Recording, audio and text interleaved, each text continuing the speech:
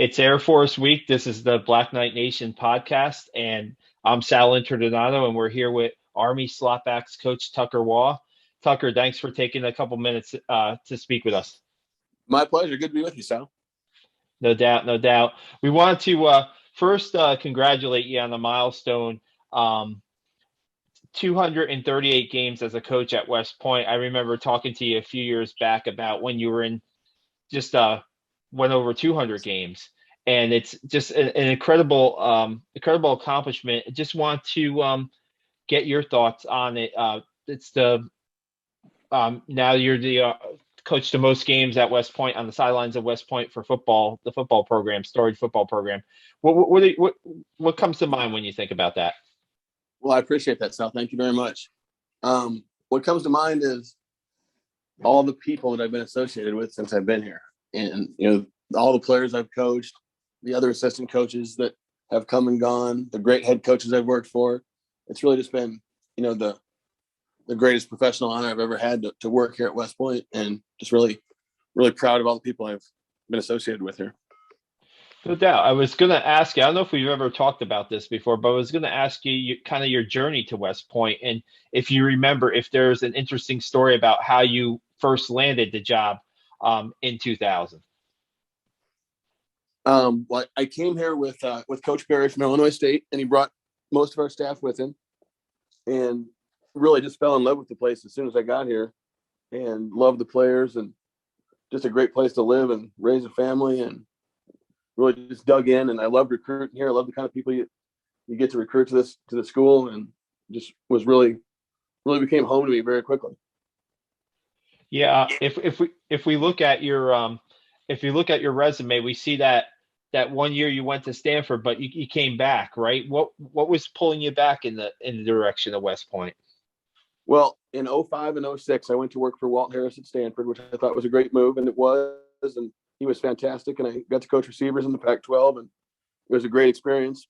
But really missed West Point. We were playing Oregon State at Old Stanford Stadium, and my son Jackson, who was probably 4 or 5 years old at the time, was behind the Stanford bench yelling "Beat Navy" at the top of his lungs. So I figured it was probably a good idea for me to come back here. No doubt. Man, it does come kind of a full circle, right? Because now is Jackson at the prep school or no? Yes, my son Jackson is at the prep school and absolutely loves it. Very, very fortunate to be admitted there, and just was having a great experience. Wow. I know that just to be a football coach at a high level, right? But then also to have your sons also play the sport that you're coaching. And I know from talking to you, just there's the admiration there, but there's also as a parent, right? As a coach, you figure, okay, you've kind of, taught them everything they've known, so to speak. How did that work out with you and your sons? Well, they don't listen to me very much about anything, to include football. No, I kind of stayed away from the coaching aspect of it, and when I go watch their games, I pull up my lawn chair. I'm just a dad, and really enjoy my time watching them do their thing. So they both had great experiences at O'Neill High School, playing football and in the youth programs growing up here. And Nicholas he's a junior quarterback right now at O'Neill and has another year to go. And Jax has since given up all the sports and is exploring the professional military life, which he's very excited about. So, but it was great to watch him grow up for sure. Yes. Just your time at West Point, you've seen a lot, right? And it just seems like now it's, people might call it the renaissance of Army football, but the program's in a really good place. And just your involvement in the position that you coach with the offense, the slotbacks, right? I mean, it's a position I was thinking about this, Tucker, while I was before we started talking. I mean, the responsibility of the slotbacks is so it's a diverse, right? Because they could be running the football, they could be going out for a pass, but they could also be, one of their main jobs is also blocking in this offense, right? Absolutely. Very, very versatile position. We were actually talking about that in the position meeting the other day, about all the different things we do. And, the guys are really proud of that, actually. And we have a great group right now. Everybody that is in that room can really play in all aspects of it that's necessary for the position, and they do a great job. Yeah, I was thinking about the group that you have with Tyrell Robinson, Brandon Walters, AJ Howard, and Brahim Murphy. Every one of those guys has come up big and made some big plays this season for the offense, and they've also been showcased in their blocking abilities. What's it been like to coach this specific group of softbacks? These guys are very highly motivated. I mean, Brandon Walters does everything you ask him to do as hard as he can do it every single time. And he kind of leads by example, and the rest of the group follows in line. And they're all really out of the same mold, honestly. I mean, T-Rob is a fantastic player with the ball, obviously, and has done a great job for 2 years. But he's a really good player without the ball now, too, because of the example set by the other guys in the room. And, Brahim Murphy is super talented with the ball and as a pass receiver. And AJ Howard had the great catch at Wisconsin and is really, really a good back, carrying the ball for us, and a great blocker. I think toughness is definitely a trait of these slot backs, right? Because the blocking, and then just sometimes you're running outside a lot on pitch plays, but you see AJ Howard against Wake Forest, he had a nice play up the middle there, and doing a little bit more of that. It's not just, hey, take a pitch and go right now for the slot backs, right? They're getting a little bit more on their plate, it seems like. Far from it. So they're a tough bunch for sure. They'll go in there and block a linebacker on a midline insert, or chip a defensive end. So there's a lot of skill sets that require them to be tough, and they certainly meet the challenge every day. This is a humongous week, right? This is Air Force Week, and the Commander-in-Chief's trophy is on the line here Saturday at the Globe Life Field in Arlington, Texas. Do you, as a coach, is this week any different for you, Tucker? I mean, is there a different? I'm not saying you coach a different way, but is there a different feel around a post or at practice this week? I think that there's always a different feel around Service Academy football. It's the greatest thing in college athletics, in my opinion. And as a coach, what you have to do is really not let that get in the way of what needs to be done on a daily basis. So, you take it the little steps one day at a time. Hey, we're going to have a great position meeting. We're going to have a great practice today. We're going to have a great film session today. And you start piecing those together, and then all of a sudden you're ready to play the game. And without question, the emotion of a game like this takes care of itself. Yeah, hearing from Coach Monken earlier this week, saying as far as a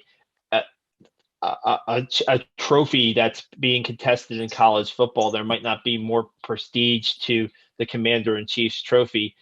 Just being around the program for as long as you've been, just having that trophy at West Point, what do you think that means to the program, the academy, and what do you think that means to the program and the academy? Well, it's, other than produce future leaders of character for the United States Army, it's the most important thing we do is win that trophy. And, I see the guys come back throughout the year, right, that aren't on this team, but played for Army over the years. And the first thing they do is they go right to that trophy and take a picture. And they're just so proud of it. And it's a very, very important award for the team and the academy and the alums, for sure. No doubt. It's definitely, I know in recruiting too, right? I mean, it's a showcase to have that trophy on campus, on post, and just talking to younger guys who've committed to Army, just that there is a sense of, they already feel a sense of like defending the trophy or playing for that trophy. Just with Air Force, and just, I was talking to somebody today about the Service Academy games, and Army Navy is Army Navy. I don't think there's anything that really tops Army Navy, in my opinion. What's Air Force like? As far I know, it's Service Academy rivals.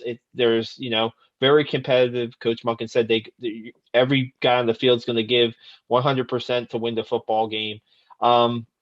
There is that rivalry there with Air Force, no doubt too, right? Absolutely. So the reason that these games are such tremendous rivalries is because there's such mutual respect between the teams.